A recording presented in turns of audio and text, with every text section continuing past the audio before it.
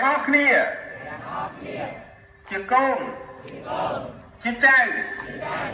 ជាក្មួយសូមបួងសួងដល់វត្ថុស័ក្តិសិទ្ធិក្នុងលោកទាំងអស់ដែលថែរក្សាទឹកដីនៃព្រះរាជាណាចក្រកម្ពុជាមានបារមីព្រំព្រះរាជទ្រព្យបារមីព្រះពុទ្ធព្រះធម៌ព្រះសង្ឃបាត់ដំបង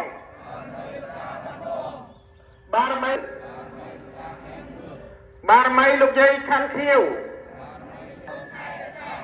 ការពារជួយជ្រោមជ្រែងដល់រាជរដ្ឋាភិបាលព្រះមហាក្សត្រថ្នាក់ដឹកនាំប្រទេសមានសម្ដេចហ៊ុនសែនមានសម្ដេចបវរធិបតីកងទ័ពដែលនៅការពារទឹកដីសូមបារមីទាំងអស់អាយុជីវិតការពារបរិយាភាពទឹកដីសូមឲ្យពូអ៊ំមានចិត្តក្លាហានអង្គអាចបដូរផ្ដាច់ការពារទឹកដីសូមឲ្យគ្រាប់កំភ្លើងសត្រូវសៀមឈ្លានពានចង្រៃខៃឧបទ្រពឲ្យខ្លាយទៅជាផ្កាបាចស្រោចឲ្យពរជ័យមកលើកងទ័ពកម្ពុជាកុំឲ្យមានប៉ះពាល់ដល់អាយុជីវិត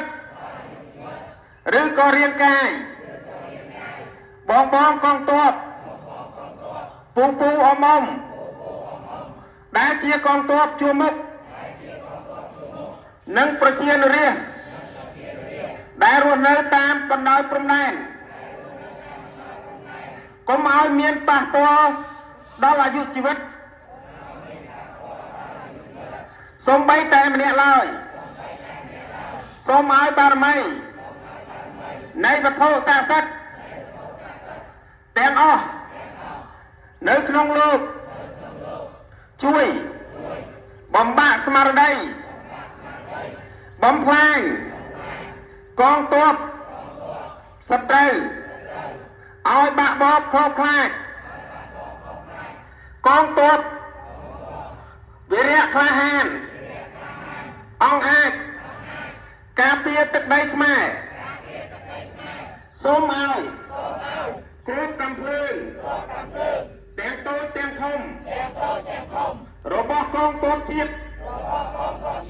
ខ្មែរខ្លាយជាគ្រាប់កំភ្លើងដ៏អស្ចារ្យហោះទៅប៉ះសត្រូវទៅធ្លាក់ចំសត្រូវទៅកំទេចចំសត្រូវចំទីតាំងសត្រូវខៃឈ្លានពានសូមបួងសួងនិងសន្យាខិតខំប្រឹងប្រែងរៀនសូត្រជ្រោមជ្រែង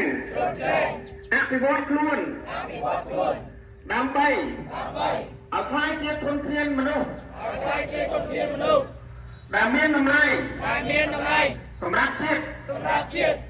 ឲ្យសមនឹងការលះបង់ការបូជាការប្រឹងប្រែងរបស់ព្រះមហាក្សត្ររាជរដ្ឋាភិបាលថ្នាក់ដឹកនាំជាតិជាពិសេសបុព្វបុរសនិងវីរៈកងទ័ពដែលពលីជីវិតនិងបាទសូមអរគុណសូមក្រោកឡើងណាកិច្ចបន្ទាប់លោកសូមឲ្យបងអូនឈរស្មឹងស្មាតមួយនាទី